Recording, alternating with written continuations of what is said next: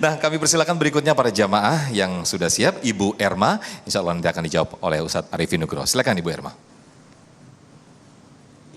Bismillahirrahmanirrahim. Assalamualaikum warahmatullahi wabarakatuh. Waalaikumsalam warahmatullahi wabarakatuh. Perkenalkan, nama saya Erma.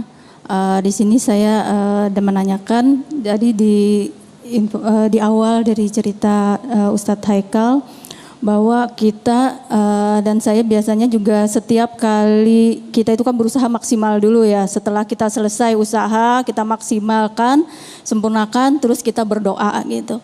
Nah, terus saya pernah ditegur, bukan berusaha dulu, ikhtiar lahir dulu, ikhtiar batin dulu. Jadi sebelum kita melaksanakan segala sesuatu, mungkin kita persiapkan itu dalam artian malam itu kita harus berdoa dulu untuk apa yang akan kita lakukan besok gitu. Seperti itu saya pernah ditegur. Nah, terus yang saya mau tanyakan, Ustadz, dari hal tersebut yang biasa kita lakukan kan ikhtiar baru berdoa. Nah, itu dibalik berdoa dulu baru berikhtiar. Nah, dari Ustadz seperti apa mungkin ada pendapatnya untuk pencerahannya? Terima kasih. Baik, terima kasih Ibu Erma. Bisa kami mana yang terlebih dahulu atau mana yang didahulukan, ikhtiar zohir atau ikhtiar batin terlebih dahulu? Ustadz Arifin Nugroho, silakan. Ikhtiar batin atau ikhtiar zahir. Sebenarnya tadi Ustadz Haikal sudah menyampaikan kan bahwa namanya ikhtiar itu dua.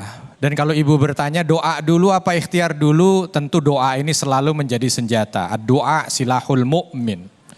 Karena doa ini yang akan menguatkan.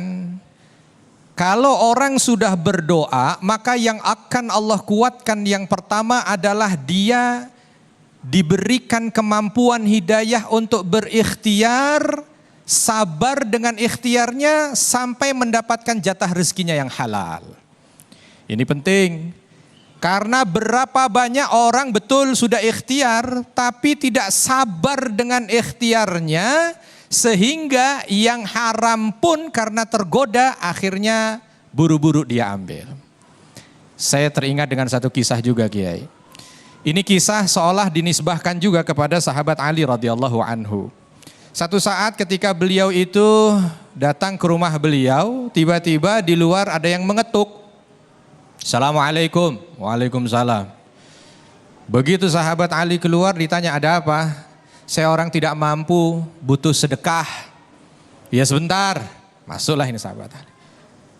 Ketika masuk, keluar, orangnya udah gak ada. Tapi bersamaan gak ada itu, pelana kudanya juga gak ada. Berarti kira-kira yang nyolong siapa? Siapa yang nyolong? Yang tadi datang minta-minta itu. Lalu sahabat Ali ketika melihat dan melihat pelana kuda, sudah. Sahabat Ali mengatakan, bukan rezekiku. Pelana kuda ini bukan rezeki. Dipanggil pembantunya, nih ambil, beli pelana kuda di pasar. Karena ini mau segera berangkat lagi. Berangkat nih orang, pembantunya sahabat Ali ini berangkat ke pasar, cari, dapat. Langsung begitu datang, ini pelana kuda baru dapat. Sahabat Ali kaget, lah ini pelana kuda saya yang tadi hilang. Yang tadi hilang, berapa harganya? Disebutkan harganya sekian, 40 dirham lah. Kata sahabat Ali apa? Ini kau beli dari siapa? Dari orang yang ada di pinggir pasar. Gimana orangnya? Begini. Persis yang tadi minta untuk dapat sedekah. Apa kata sahabat Ali? Sebenarnya orang itu tadi mau saya kasih 40 dirham ini sebagai sedekah. Tetapi dia tidak sabar. Sehingga dia ambil ini walaupun rezekinya juga 40 dirham. Sampai di pasar itu 40 dirham. Tapi dengan cara yang haram. Maka doa itu menjadi penting supaya apa? Allah kuatkan kita. Sabar, ikhtiar untuk bisa dapat yang halal. Orang sekarang kan tidak. Apalagi sekarang ditambah adanya media sosial begini kan. Udah bagus dia buka toko. Mungkin tokonya masih kecil. Begitu buka media sosial, lah temennya toko udah gede. Begitu. Jadi ini masalahnya di sini. Udah bagus dia ikhtiar masuk menjadi pegawai. Temannya tiba-tiba udah menjadi kepala bagian. Atau sama-sama kepala bagian tapi ini tiba-tiba rumahnya udah tingkat 2, tingkat 3. Itulah dia.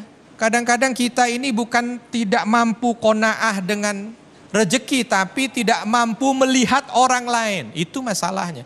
Maka doa tadi supaya dikasih sabar.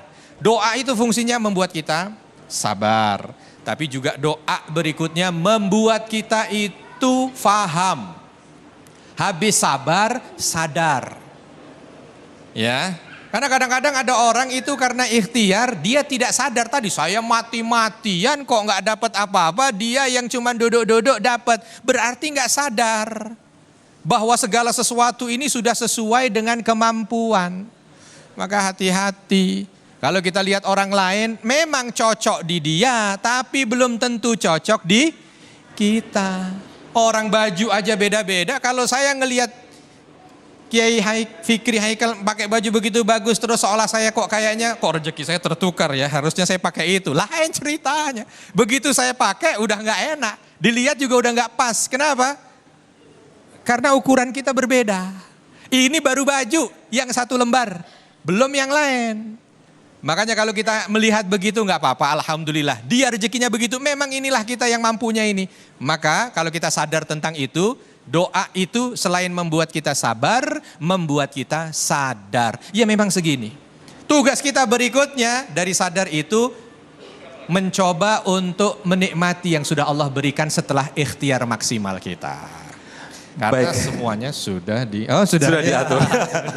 Baik, menarik Ustaz Arifin Nugroho apa yang disampaikan dari kisah sahabat tadi ya. Bahwa ketika ada kejadian, ada rizki kita yang mungkin diambil sama seseorang dan kita bisa berkata, sabar itu bukan rizki saya. Nah, untuk menuju makom itu seperti apa? Mungkin nanti bisa dijelaskan sesaat lagi di segmen berikut. Sambil nanti mungkin di segmen berikut, segmen 4, nanti Ustaz Arifin, Ustaz Fikri Haikal bisa langsung berinteraksi dengan para jamaah atau langsung turun untuk berkaitan dengan tema besar kita, berkaitan dengan jangan khawatir rezeki tidak akan tertukar. Sesaat lagi tetaplah di Damai Indonesiaku.